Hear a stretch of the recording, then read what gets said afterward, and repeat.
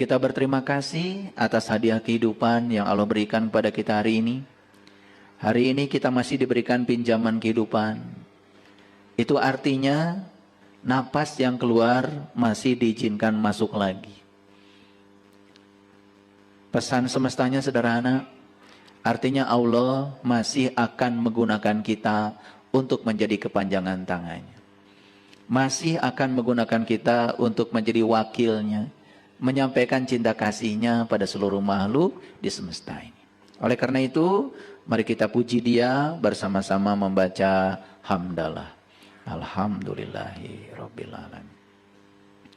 Mari kita awali kajian ini bersama-sama memohon ridho dan berkahnya, sekaligus memohon kecerdasan, agar benih yang akan ditanamkan Allah pada kita di tempat ini hari ini bisa tumbuh subur di tempat yang tepat.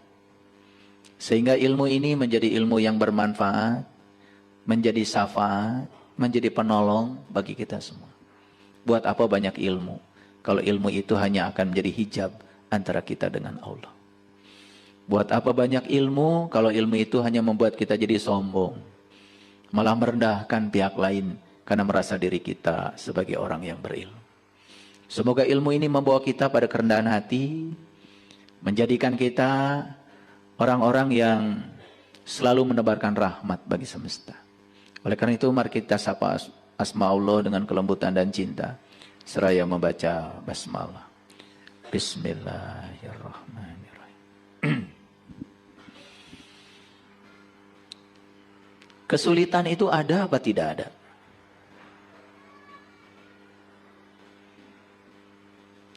Kesulitan itu ada atau tidak ada? Bisa ada, bisa tidak ada. Bagi siapa kesulitan itu ada? Bagi mereka yang sempit sudut pandangnya. Bagi mereka yang sudah luas sudut pandangnya, kesulitan itu tidak ada. Bagi orang yang sempit sudut pandangnya, kesulitan itu menjadi beban. Bagi orang yang luas sudut pandangnya, kesulitan itu malah jadi tantangan. Coba orang yang sempit sudut pandangnya. Lama dia pakai HP yang jadul. Ada yang ngasih hadiah HP baru. Orang yang sempit sudut pandangnya, udah betul nggak? Saya itu kalau dikasih yang baru susah. Nanti saya harus menyesuaikan lagi. Padahal HP baru lebih canggih. Itulah orang yang sempit sudut pandangnya. Tapi orang yang selalu optimis, menganggap kesulitan itu sebagai tantangan, dikasih HP baru, riang sekali. Alhamdulillah. Nanti kalau saya kirim video, tidak lama lagi. Nanti kalau saya kirim berita dengan HP yang canggih, tidak lama lagi. Oh, berarti aplikasi yang bisa saya install di HP saya lebih banyak lagi. Dia bahkan kesulitan itu dijadikan sebagai tantangan. Itu bedanya. Nah, ada pertanyaan sederhana sebelum saya kajian hari ini. Masih ada nggak dalam hidupnya merasakan hidup itu sebagai beban? Masih ada?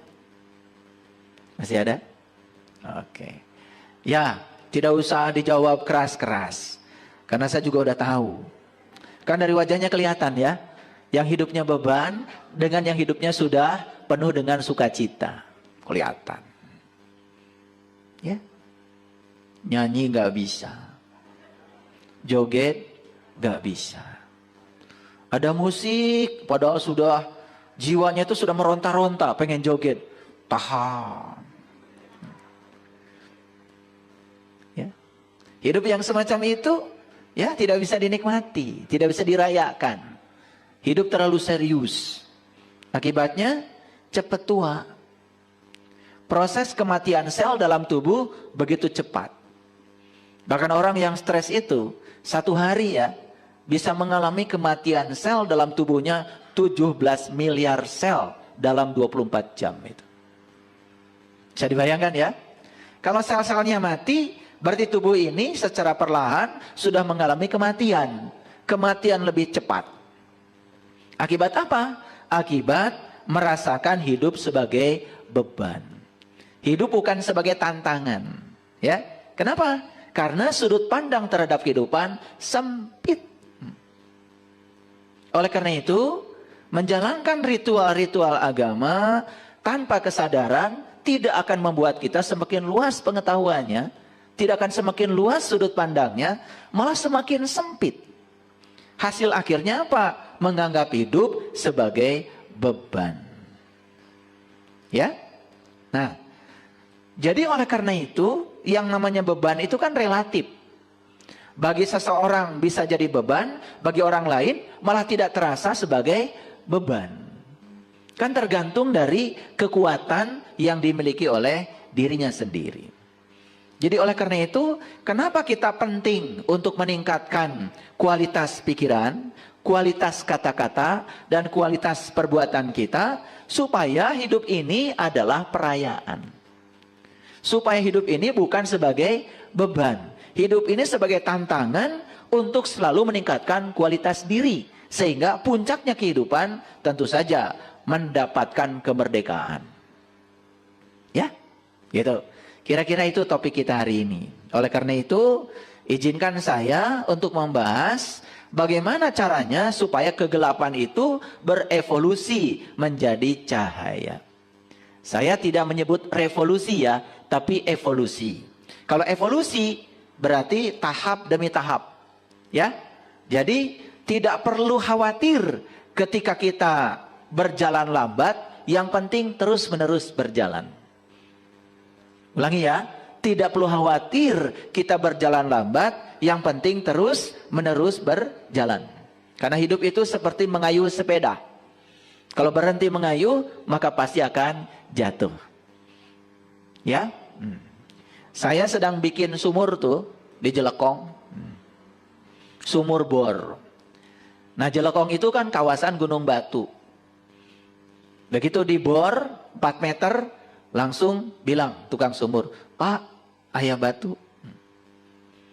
Saya cuma bilang, "Kan ini gunung batu."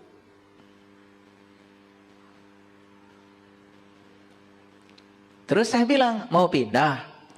Apa kalau pindah kamu punya jaminan di tempat baru itu tidak ada batu?" Terang, Pak. Karena tidak tahu, sudah cari alat berapapun harganya, saya beli, nggak apa-apa. Sudah, langsung saja, teruskan saja. Baru 7 meter, ketemu lagi sama saya, "Pak, ada batu lagi." Kan ini gunung batu, nggak apa-apa. Terus 9 meter ada batu, 14 meter ada batu. Belum ketemu air kan? Bayangkan ya, kalau kita ketemu batu berhenti, pindah ke tempat lain. Ketemu batu lagi berhenti, pindah ke tempat lain. Bisa jadi kita menghabiskan banyak uang, umur, betul nggak? Waktu dan air yang dicari tidak ketemu. Sebulan setengah akhirnya bikin sumur, dan sekarang air bening dari sumur itu sudah keluar. Sorak semuanya. Pada kedalaman 40 meter. Padahal di kedalaman 37 meter belum ketemu air, hampir saja nih tukang sumur berhenti. Nah, kita itu sering berhenti di saat kesuksesan hampir datang menjelang, karena kita tidak punya sudut pandang yang luas. Berbeda sedikit dengan pasangan, bukan diteruskan, malah berpikir cari yang baru. Sama seperti bikin sumur, wal angges-angges. Gak akan beres-beres.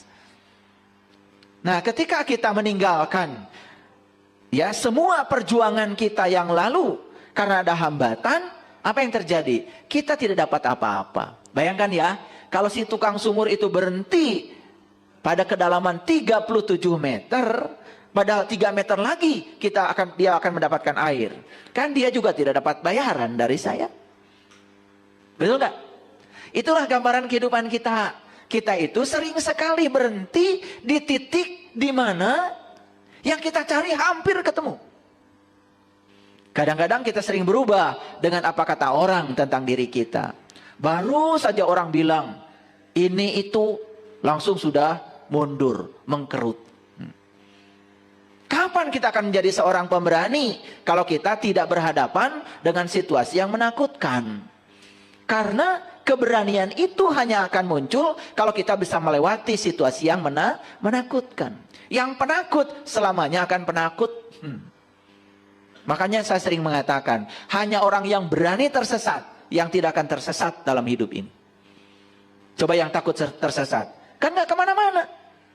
Diam saja di kamar, betul gak? Merasa paling benar, lalu tidak mau mendengar pengetahuan baru dari orang lain. Ya tersesat selamanya. Coba kalau keluar dari kamar, gak apa-apa tersesat, kan bisa nanya orang, betul gak? Yang penting keluar dari kamar.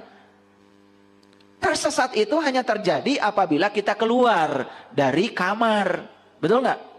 Kalau diam di kamar kan tidak pernah mengatakan kita tersesat. Tapi selamanya tersesat. Hanya yang berani tersesat yang tidak akan pernah tersesat. Itulah pentingnya keberanian. Ya, oke. Saya tahu ya, nggak usah ditanya. Jadi, yang disebut dengan makanan, hati-hati. Bagi golongan darah A, makanan tertentu bisa jadi nutrisi. Bagi golongan darah B, makanan tertentu bisa jadi racun. Contohlah yang sederhana, susu. Bagus kan? Ternyata menurut riset, susu bagi golongan darah A itu bisa jadi racun.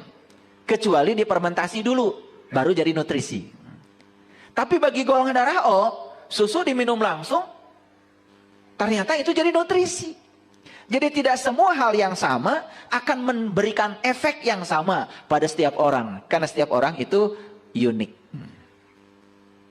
Ya, tapi saya kasih pesan. Untuk yang sudah berkesadaran, kalau ada orang yang berkeluh kesah, curhat, jangan buru-buru dikatakan, Allah kamu yang gitu aja dicurhatkan. Jangan. Saya lebih besar dari itu, malah kamu yang curhat pada orang itu. Betul nggak? Kan sebetulnya ketika kita bicara begitu, kita jadi berbalik curhat. Ngerti nggak? Ada orang lain curhat, ingin menyampaikan keluh kesahnya, baru sebatas begitu langsung dipotong. Allah itu nggak seberapa, saya juga. Malah dia yang curhat sama orang itu. Betul nggak? Jadi kalau berhadapan dengan situasi seperti itu, sudah jadi pendengar yang baik saja. Kalau dia merasa lega dengan curhatnya itu, sudah dengarkan saja. Karena apa? Setiap orang kan kapasitasnya berbeda. Bagi kita itu bukan masalah, bagi dia masalah, makanya curhat, kan begitu. Itu yang namanya kebijaksanaan. Makanya jangan suka motong pembicaraan orang. Itulah kita harus selalu waspada, luas pengetahuan, bijaksana dalam bersikap, supaya kita menjadi sumber cinta bagi semua orang. Sehingga orang itu nyaman bertemu kita. Paham ya? Oke. Nah, bagi mereka yang apa saja menjadi beban, bukan menjadi tantangan, kan sebetulnya ya cuma dua solusinya. Saya kasih solusinya dua. Ini yang masih beban hidupnya cuma dua. Satu, miliki keyakinan. Keyakinan apa? Keyakinan bahwa segala sesuatu dalam hidup ini pasti berubah. Betul nggak? Makanya kan di Quran dikatakan, Inna fi khalqis samawati wal ard wa ikhtilafil laili wan nahar la ayati liulil albab. Sesungguhnya dalam penciptaan langit dan bumi dan silih bergantinya siang dan malam terdapat pelajaran bagi ulil albab. Awas ya. Pelajaran bagi ulil albab. Makanya kalau ingin menangkap pelajaran dari penciptaan langit dan bumi dan silih bergantinya siang dan malam, buru-buru jadi ulil albab sekarang. Tahu ulil albab? Ulil albab itu kata Allah, orang yang bisa mengingat Allah dalam keadaan berdiri, duduk, dan berbaring. Berarti ulil albab itu adalah orang yang sudah tahu dan kenal kepada Allah. Bagaimana caranya supaya kita tahu dan kenal kepada Allah? Kenali dirimu. Karena kata Nabi, siapa yang kenal dirinya, maka dia akan kenal pada Tuhannya.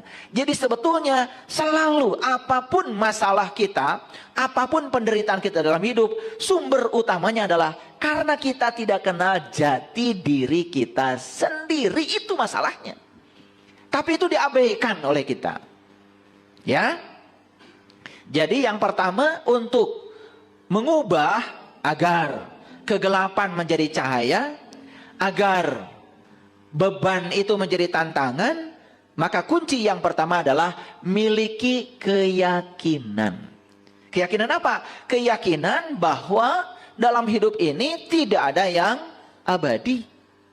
Siang itu tidak abadi, akan berganti malam. Malam juga tidak abadi, akan berganti siang. Yang abadi adalah perubahan, yaitu siang dan malam. Kalau pikiran kita sudah mati nih, ya, tidak punya keyakinan itu, seakan-akan kita akan sengsara selamanya, ya sudah. Siapa yang bisa mengubah nasib kita kalau bukan diri kita sendiri? Yuk sekarang miliki keyakinan, ya, miliki keyakinan bahwa hidup tidak selamanya begitu, ya. Tetapi punya keyakinan itu saja tidak cukup. Tentu saja kita harus terus belajar. Yang kedua, nih solusi yang kedua apa? Berikan kebaikan sebanyak-banyaknya pada siapa? Satu, berikan kebaikan sebanyak-banyaknya pada pikiran. Caranya apa? Perluas pengetahuan. Dua, berikan sebanyak-banyaknya kebaikan pada perkataan. Mulai sekarang coba bicarakan yang kita suka dalam hidup. Jangan membicarakan yang kita tidak suka. Bicarakan yang kita suka. Itu doa yang sebenarnya. Dan yang ketiga, berikan kebaikan sebanyak-banyaknya pada perilaku kita. Ini, kalau kita menjalankan yang dua ini, ya Allah. Saya sudah cukup berpengalaman dengan ini, ya. Ternyata kegelapan pun secara perlahan akan berevolusi menjadi cahaya. Kan bagi orang kreatif, betul? Sampah saja bisa menjadi sebuah hiasan yang bagus. Sampah itu kan kegelapan. Ketika dengan kreativitas diubah, ya, secara kreatif menjadi menjadi kerajinan yang menakjubkan. Jadi sebetulnya di semesta ini, ya, tidak ada yang konstan, tidak ada yang statis, semuanya dinamis. Terserah kita sendiri. Nah, mau menjadikan beban sebagai, mau jadikan kesulitan sebagai beban, atau menjadikan kesulitan sebagai tantangan. Itu pilihannya ada pada diri kita. Pilihannya ada pada diri kita. Oke. Saya kasih ilustrasi sederhana ya. Kalau saya memasukkan garam 1 sendok pada air 1 gelas. Kemudian diaduk. Apa yang terjadi? Asin. Bisa nggak kita mengambil lagi yang 1 sendok itu dari air 1 gelas itu? Bisa? Susah. Nah, gimana caranya supaya tidak terasa asin? Gimana caranya? Tambah lagi airnya. Tambah lagi airnya. Tambah lagi airnya. Tambah lagi airnya. 1 drum airnya ditambahkan. Masih asin? Apakah yang 1 sendok dari air itu kita keluarkan? Tidak. Yang 1 sendok tetap tinggal dalam air. Tapi sekarang airnya ditambah. Apa yang terjadi? Karena ditambah airnya, yang 1 sendok tidak terasa asin lagi.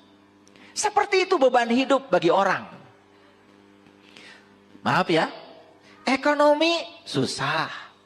Badan sakit-sakitan. Ya. Rumah tangga banyak konflik. Dengan orang lain juga banyak konflik. Negatif semua hidupnya. Persis seperti garam 1 sendok.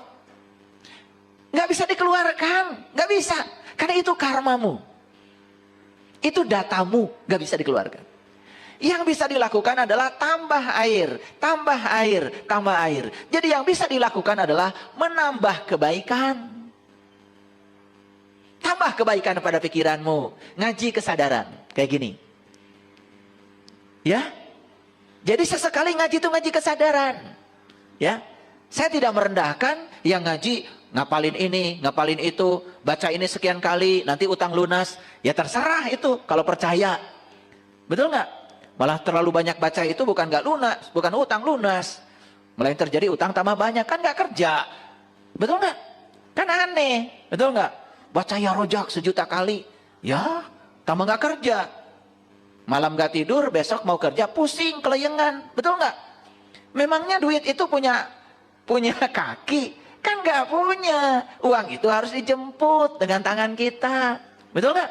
Kalau ingin banyak uang, satu, jemput uang itu karena nggak punya kaki. Yang kedua, belajar berbagi, belajar memberi. Uang akan datang. Karena rezeki itu seperti ayam. Kalau ayam dikejar, mau ditangkap, susah. Tapi kalau kita menabur beras, ayam datang. Kayak gitu. Jadi kalau kita kesulitan selama ini, satu, tanya dirimu. Jangan-jangan itu rezeki yang Allah titipkan padamu hanya untuk dirimu sendiri. Lupa berbagi kepada orang lain. Bahkan untuk diri sendiri saja, pelitnya auzubillah. Hidup kayak gitu, nggak bisa dinikmati. Jangan dikira loh, orang yang mengumpulkan rezeki itu dikira bahagia. Tidak. Ya. Bahkan rezeki banyak bagi orang yang sempit sudut pandangnya malah jadi neraka. Tapi rezeki banyak bagi orang yang luas sudut pandangnya jadi surga. Coba, dulu sebelum punya apa-apa, kan biasa. Setelah punya apa-apa, bikin benteng rumah tinggi-tinggi. Kan takut. Betul nggak? Kenapa takut? Takut dirampok, takut diambil orang. Karena dia tidak pernah berbagi. Kalau kita berbagi kepada orang lain, semua orang di sekitar kita akan menjaga kita. Kita dijaga oleh mereka. Yang menjaga kita itu cinta kasih. Tidak usah cari ilmu teterak di kadek. Cari ilmu supaya nu ngadek. Itu yang namanya ilmu sakti itu. Jadi kesaktian itu adalah kebaikan kita. Karena kebaikan yang akan menjaga kita. Nggak usah pakai pengawal. Nggak usah pakai ngiung-ngiung. Nggak usah. Nggak usah.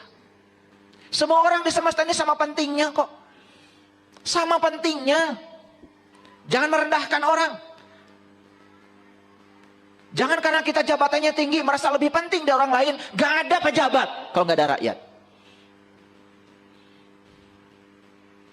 Pagi-pagi semua orang juga sama ingin ke kantor. Sama pentingnya. Yang ke pasar sama pentingnya walaupun jualan. Bahkan bagi saya, orang yang tidak baik pun dibutuhkan oleh semesta ini. Betul nggak? Bagaimana kita bisa menjadi orang baik kalau tidak ada mereka? Bukankah kelihatan kita sebagai orang baik ketika kita bisa baik pada mereka? Kalau merekanya tidak ada, kita pun tidak bisa menguji seberapa baik kita. Betul atau tidak? Maka terima semua orang itu apa adanya. Jangan merasa diri lebih penting dari orang lain. Allah itu tidak akan melihat jabatan kita. Allah tidak akan melihat status sosial kita. Allah hanya akan melihat cinta kasih kita. Allah hanya akan melihat seberapa besar cinta kasih kita. Allah juga tidak akan melihat seberapa tinggi Anda sekolah. Allah tidak akan melihat seberapa banyak pengetahuan yang Anda miliki. Tapi yang akan dilihat oleh Allah cuma satu. Seberapa besar cinta kasihmu pada semua orang, pada semua makhluk. Kenapa kita selama ini tumpul cinta kasih kita? Karena kita kehilangan empati. Kenapa kita tidak punya empati? Karena kita tidak pernah melibatkan emosi kita kepada orang lain. Sesekali coba belajar untuk menjadi seperti orang lain. Ketika orang lain mengeluh kepada kita, tempatkan diri kita sebagai dia. Ketika orang lain susah, tempatkan sekali-kali kita menjadi dia. Asah empati kita. Asah empati kita. Itu yang akan kemudian membuat derajat kita semakin tinggi. Empati. Lihat orang lain susah, kita diam. Dan terus menerus hidup mewah tanpa ingat kepada orang lain. Kita sudah kehilangan empati. Nilai manusia terletak pada sisi kemanusiaannya. Dan kalau manusia sudah hilang kemanusiaannya, bagaimana dia disebut manusia?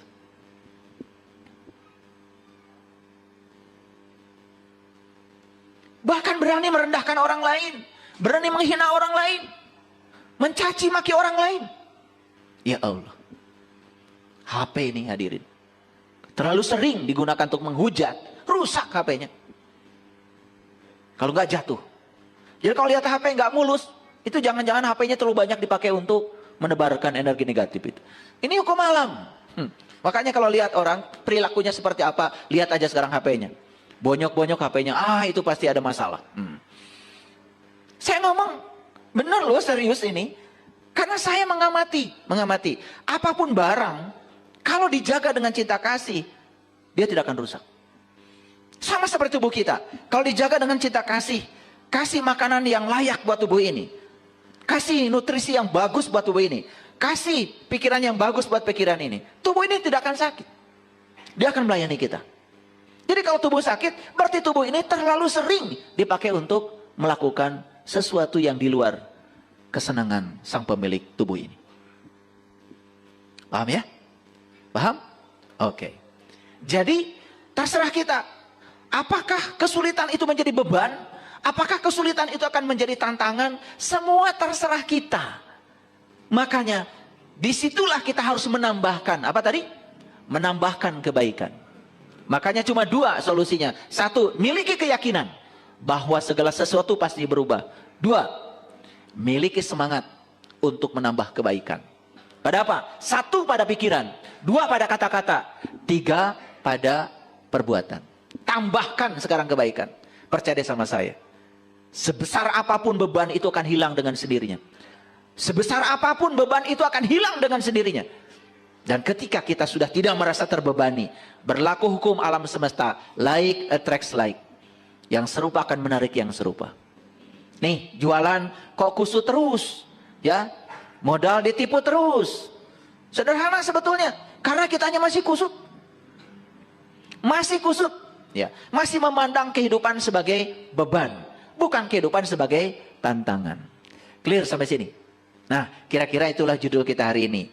Kita akan belajar mengubah kegelapan menjadi cahaya.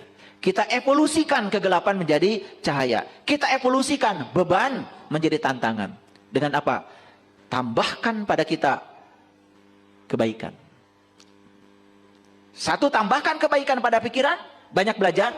Dua, tambahkan kebaikan pada kata-kata, jaga mulut kita. Tiga, tambahkan kebaikan pada perilaku kita. Tambahkan. Sederhana kok, sederhana. Mau nambahkan kebaikan? Ya, sederhana. Sangat sederhana. Begitu pergi ke apotek, saya pernah menyaksikan seseorang lagi ngitung duitnya 2.000-an. Dia lihat resep, ngitung lagi duit. Dia resep, ngitung lagi duit. Saya bilang sama istri saya, kayaknya dia lagi bingung. Dah, ambil resepnya. Ambil resepnya. Mohon maaf ibu, boleh nggak resepnya dipinjam? Dah, sampaikan. Keluarlah tuh, sekian harus bayar. Bayar. Begitu mau pulang, obatnya sudah diterima. Jangan nanggung kalau nolong orang. Kasih ongkos. Nangis tuh meluk saya, meluk istri saya. Dia tidak menyangka akan ada kejadian seperti itu. Coba, bisa nggak merasakan kebahagiaan saya saat itu? Uang saya tidak seberapa dibandingkan kebahagiaan yang saya lihat dari sorot matanya orang itu. Dia mau ngasihkan uang 2.000-an pada saya. Aduh, kamu ibu mangga canak. Itu empati namanya. Empati. Coba belajar. Belajar menempatkan diri di posisi orang lain.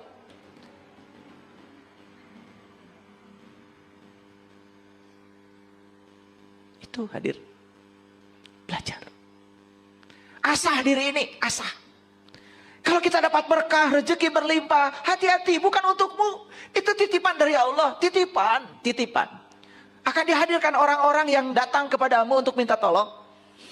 Tolong mereka.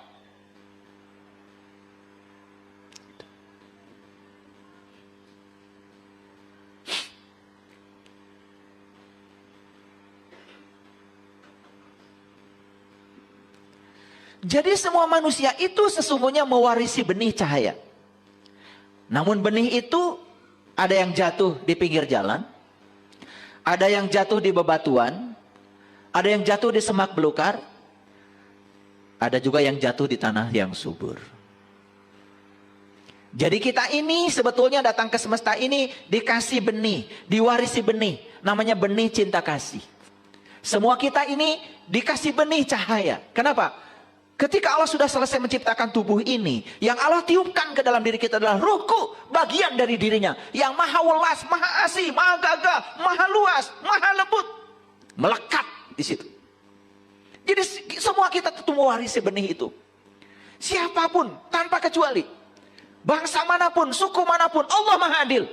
Semua kita adalah hambanya Allah. Kalau kita mau menghambakan diri kepada Allah, siapapun itu, gak peduli, ya, turunan siapa, gak peduli. Kalau kita mau memuliakan diri kita, kita akan dimuliakan oleh Allah. Yuk, sekarang tanya, benih itu oleh kita ditanam di mana? Jangan-jangan benih itu ditanam oleh kita di pinggir jalan, kesapu sama mobil, hancur berantakan benih itu. Atau benih itu oleh kita ditanam di bebatuan, akarnya tidak menghunjam ke bawah, tidak tumbuh menjadi tanaman yang subur. Atau benih itu ditanam oleh kita di semak belukar. Apa yang terjadi? Benihnya tidak tumbuh, semak belukar yang tumbuh mati. Karena apa? Tertimbun oleh pertumbuhan semak belukar. Hadirin, kalau benih itu kita tanam di tanah yang subur, kita tempatkan di tanah yang subur, dia akan menjadi benih yang istimewa. Dia akan menghasilkan buah.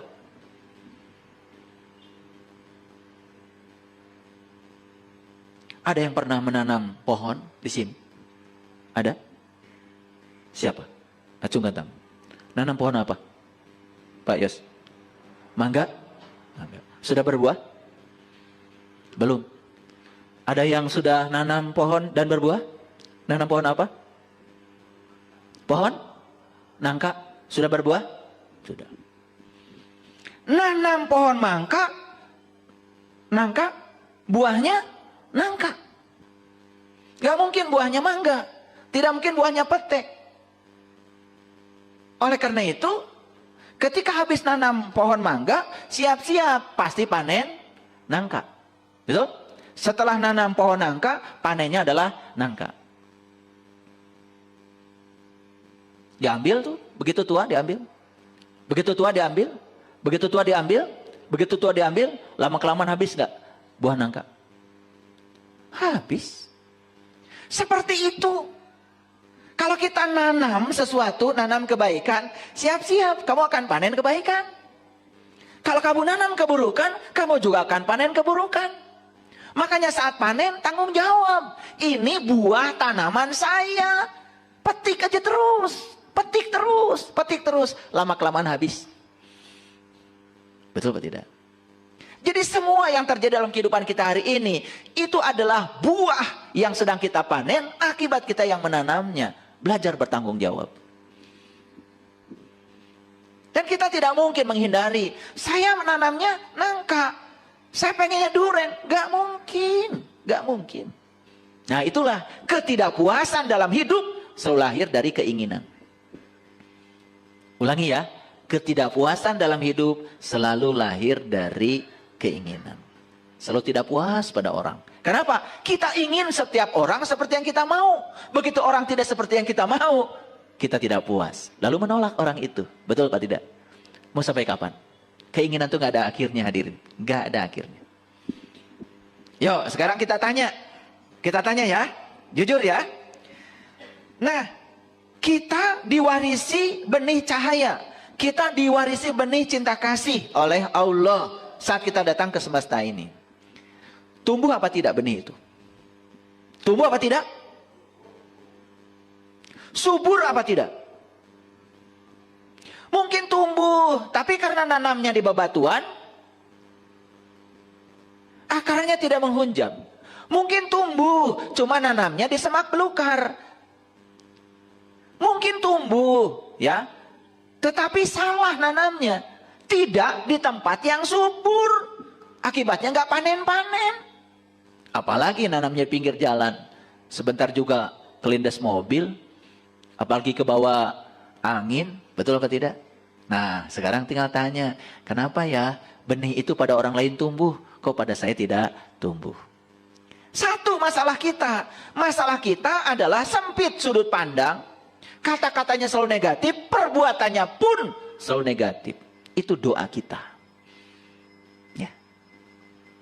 Paham sampai sini? Oke, kalau paham lanjutkan ya. A'udzubillahi minasyaitonirrajim. Bismillahirrahmanirrahim. Ini Quran surat Rum. Ar-Rum ayat 19. Surat ke-30 ayat 19. Yukhrijul hayya minal mayyiti wa yukhrijul mayyita minal hayy. Ya. Wa yuhil ardo ba'da mautiha wa kadzalika tuhrazun. Ngerti apa tidak? Nah, karena nggak ngerti saya terjemahkan. Yukhrijul hayya minal mayyiti. Dia mengeluarkan yang hidup dari yang mati. Awas. Jadi yang hidup itu dikeluarkan dari yang mati. Ngerti apa tidak? Ngerti apa tidak? Kalau nggak ngerti saya jelaskan. Nih. Ada pohon, daunnya asalnya hijau, berubah menjadi hijau sekali, dan lama-kelamaan kuning, dan kemudian daun itu jatuh. Datang nggak sirung yang baru? Datang. Gitu gampang kok. Betul nggak? Begitu ada yang mati, pasti ada yang hidup. Gitu. Itu sehari-hari kok. Nggak usah pusing. Makanya itu pentingnya kita belajar sains. Makanya orang-orang bijak mengatakan, daun kuning yang jatuh itu tidak usah disesali. Karena besok juga akan jadi daun muda yang tumbuh lagi. Gimana proses alamnya? Ketika jatuh dia akan jadi membusuk. Membusuk akan jadi humpus. Setelah jadi humpus kan diserap akar. Betul nggak? Tumbuh lagi kan yang baru. Itu yang dikatakan ya Allah mengeluarkan yang hidup dari yang mati. Paham? Jadi yang hidup itu dikeluarkan dari yang mati. Belum jelas? Saya tambah lagi. Banyakkah di bumi ini yang sudah mati ribuan tahun yang lalu? Jutaan tahun yang lalu? Ya, kemana mereka tubuhnya? Kan menyatu dengan bumi. Betul? Betul? Kan di tanah yang kita tanam itu, kita nanam singkong, nanam jagung, nanam padi. Kan kita juga tidak tahu. Siapa tahu di situ ada tubuh-tubuh leluhur kita yang sudah menyatu kembali dengan bumi, entah di mana kuburannya. Mungkin ada peristiwa alam yang menyebabkan air bah atau banjir bandang, sehingga tubuh ini sudah menyatu dengan bumi. Ketika sudah menyatu dengan bumi, tubuh ini kan menjadi material bumi, jadi mineral, bukan? Diserap nggak oleh akar? Jadi apa? Kan jadi buah yang baru. Nah, buah yang baru dimakan siapa? Dimakan manusia. Jadi apa? Kan jadi air mani, jadi sel telur. Betul nggak? Disemaikan cinta kasih, ketemu. Jadi nggak yang baru? Makanya tubuh ini terus bersiklus. Dan ini hukum alam. Anda mau yakin, tidak yakin, hukum alam akan berjalan. Tidak bergantung keyakinan Anda. Bahwa siklus kehidupan sudah jelas di mata kita terjadi. Betul? Betul, Pak? Coba kita pikirkan lagi. Ya, Bapak Ibu. Ya, semua material yang hidup, yang pernah hidup, kan pasti akan kembali ke bumi. Betul nggak? Nih, saya kasih tahu. Tubuh kita ini sama nggak dengan tubuh orang tua kita? Sama. Kan tubuh ini satu sel dari ayah, satu sel dari ibu. Berarti tubuh ini leluhur bukan? Leluhur, ini leluhur. Jadi kalau kita menghargai tubuh kita, sama dengan menghormati leluhur kita.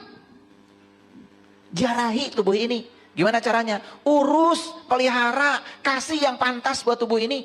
Kasih baju yang bagus, kasih makanan yang bagus. Betul nggak? Ajak piknik. Diam aja. Mau piknik lebar. Rajin piknik ngampar samak. Ya Allah. Kalau mau piknik jadi orang kaya. Nginepnya di hotel sekali-kali. Betul nggak? Makanya di restoran. Piknik Mekah. Sare di mobil. Ya Allah, asup angin. Padahal duitnya ada. Karena kita tidak memataskan diri. Lebar. Tuh. Makanya bagi orang sempit sudut pandangnya, rezeki banyak pun tetap menyusahkan. Komo atau boga duit. Betul nggak? Bagi orang yang sudut pandangnya luas, rezekinya banyak, tambah luas. Coba. Itulah sudut pandang. Sudut pandang itu sangat berbahaya. Ulangi.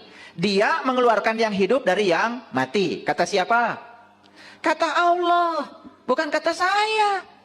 Jangan menyerang saya. Yukhrijul hayya minal mayyiti. Wa yukhrijul mayyita minal hayy. Dan Allah bilang, dia juga mengeluarkan yang mati dari yang hidup. Ulangi ya, yang hidup dikeluarkan dari yang mati, yang mati dikeluarkan dari yang hidup. Kan begitu. Jadi artinya ini siklus. Habis mati hidup, habis hidup mati, habis mati hidup lagi. Kan begitu. Itu namanya siklus, itu hukum alam. Nah, dan dia menghidupkan bumi sesudah matinya. Nah, secara syariat bumi ini yang kita duduki. Tapi secara hakikat bumi itu adalah diri kita, jasmani kita, tubuh kita. Kapan tubuh ini hidup? Biasanya setelah mati. Betul nggak? Kapan kita ini bangkit? Biasanya kan setelah mengalami berbagai peristiwa yang menyusahkan. Betul nggak? Ada orang susah sekali ekonominya. Karena dia melihat kesusahan itu sebagai tantangan, dia bangkit. Betul nggak? Dia bisnis ini, bisnis itu. Coba tanya, orang-orang yang hari ini menguasai ekonomi, bisa jadi dia pernah mengalami kehancuran ekonomi. Itu namanya yang hidup dikeluarkan dari yang mati dikeluarkan dari yang hidup. Begitu hidup. Hidup itu bersiklus, makanya tenang aja. Yang paling penting miliki dua, miliki keyakinan, yang kedua miliki semangat. Semangat untuk menambahkan kebaikan pada pikiran, pada kata-kata dan pada perbuatan. Itu sudah keren. Nih saya kasih hadiah nih hari ini. Yang hadir kajian hari Senin. Saya tidak menyangka yang datang akan sebanyak ini, karena jadwalnya berubah. Ya, oleh karena itu saya kasih kajian yang solutif. Ulangi ya, dua itu bisa. Ya, satu miliki keyakinan bahwa hidup itu pasti berubah. Dua, miliki semangat untuk menambah kebaikan pada pikiran, pada kata-kata, pada perbuatan. Makanya ya, kalau mau bicara timbang-timbang, pakai rasa. Kalau bicara begini apa sih dampaknya bagi orang lain? Kan kita udah punya pengalaman. Kalau orang lain ngomong kasar kita nggak enak. Maka kita jangan ngomong kasar. Kan pelajarannya saya nggak mau ngomong begitu. Karena orang lain ngomong begitu saya nggak enak. Maka saya akan ngomong yang lebih baik. Gitu pelajarannya ya. Jadi kalau dicubit jangan nyubit lagi. Oh dicubit itu nggak enak. Berarti saya nggak mau nyubit. Itu baru bener. Hidup baru bener. Ini dicubit nyubit lagi. Betul nggak? Dimarahin nyolot lagi. Ya. Sama gilanya. Yuk, lihat saya semua. Mau nggak bumi ini hidup? Mau nggak bumi ini tumbuh subur? Oke. Kalau bumi ini tumbuh subur, yuk kita sekarang miliki dua. Miliki keyakinan, miliki semangat. Tambahkan kebaikan pada pikiran, perkataan, dan perbuatan. Saya yakin kita akan memiliki bumi yang subur. Nah, kan ada tuh yang buminya gersang. Tubuhnya gersang, menakutkan. Tidak dirindukan oleh orang. Kenapa? Yang keluar dari pikirannya negatif. Yang keluar dari mulutnya menyakitkan. Yang keluar dari tindakannya merugikan. Bikin onar. Ya Allah, hidup yang semacam itu tidak layak dihidupi. Oke? Paham ayat ini? Nah, lalu ayat yang terakhir kata Allah, wa kadzalika tuhrizun. Dan seperti itulah kamu akan dikeluarkan. Jadi Allah akan mengeluarkan kita, ya. Ketika kita mati akan dikeluarkan menjadi hidup, ketika hidup akan dikeluarkan menjadi mati. Betul nggak? Seperti itu siklus dan seperti itu cara Allah mengeluarkan. Nih contoh sederhana. Ada orang sakit, sakitnya cancer. Setelah ikut pelatihan dengan saya, kemudian saya tanya, gimana pelatihan hari ini? Senang? Senang. Gimana kesadaranmu hari ini? Saya sekarang merasa semua beban lepas di kepala saya. Gitu. Oke. Tapi yang terakhir saya tanya lagi. Apa yang mengantarkan kamu ke sini? Bingung kan? Mesti dicari jawabannya. Udah mikir lama baru terjawab. Oh, yang mengantarkan saya ke tempat ini ternyata sakit saya. Bukankah sakit yang mengantarkan kamu ke tempat ini? Bukankah sakit yang membuat kamu jadi berkesadaran hari ini? Itulah Setelah bumi ini dibuat mati, maka akan dihidupkan. Kalau kita sadar. Karena semua kebangkitan selalu berasal dari keterpurukan. Itu yang disebut dengan mengevolusikan kegelapan menjadi cahaya. Paham ya? Oleh karena itu, gak usah risau. Kalau hari ini kita banyak kesulitan. Yang paling penting, jangan dianggap kesulitan sebagai beban. Lihat kesulitan sebagai tantangan. Supaya kita tambah pinter, tambah arif, tambah bijaksana, tambah luas sudut pandangnya. Karena dengan cara itu Allah mendidik kita. Clear sekarang? Yuk sekarang jangan serakah pada yang kita ingin. Jangan menolak yang tidak kita ingin. Dua-duanya bagus bagi kita kalau kita bisa mengolahnya dengan sudut pandang yang tepat. Sampai sini paham? Paham apa tidak? Kalau nggak paham, acungkan tangan boleh. Kalau nggak ngerti, saya ulang. Sampai ngerti. Keluar dari sini, kesadaran kita harus berubah. Stop serakah pada yang diinginkan. Stop menolak yang tidak diinginkan. Terima dua-duanya dengan cara yang sama. Wajah kita akan bersinar. Cantik dari dalam, ganteng dari dalam. Nah, baru kelihatan tuh. Ya. Ngerti ya, itu surat Ar-Rum tadi ya. Catat tuh, Ar-Rum ayat 19. Kalau nggak percaya buka lagi nanti di rumah. Ya. Jadi ternyata yang hidup dikeluarkan dari yang mati. Yang mati dikeluarkan dari yang hidup. Seperti itu. Nah, kita buktikan sekarang. Siapa yang melahirkan kebenaran? Kesalahan bukan? Betul nggak? Betul nggak? Iya, kebenaran itu dihasilkan oleh kesalahan. Lampu ini tidak akan ada kalau Thomas Alva Edison tidak melakukan kesalahan sebanyak 999 kali. Maka dia tidak mengatakan gagal. Saya cuma melakukan metode yang salah.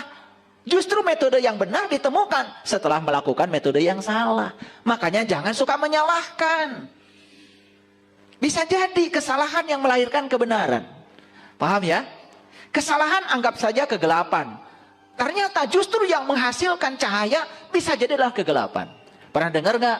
Ada orang jahat, ujung-ujungnya husnul khotimah, jadi santri. Pernah dengar kan? Iya. Dia melewati kegelapan dulu.